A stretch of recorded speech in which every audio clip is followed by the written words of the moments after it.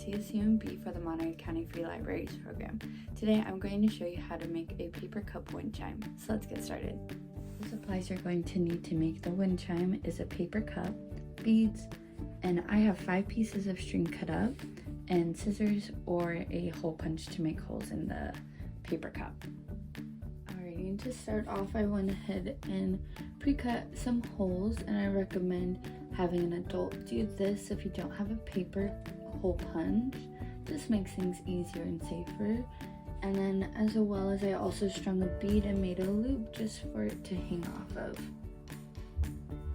And then for the side pieces, we're going to go ahead and take a string, and I've already laid out a pattern that I liked.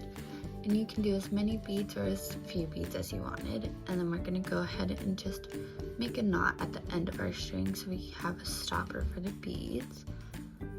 And then we're just going to string them on to one edge, like so, and do the rest like that.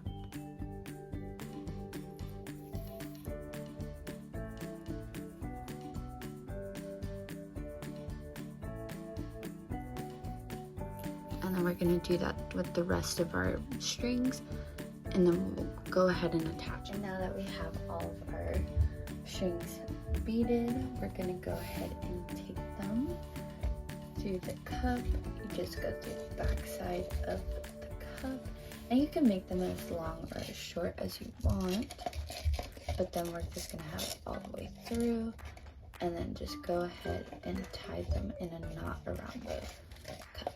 And I'm going to do mine twice just so it's sturdier.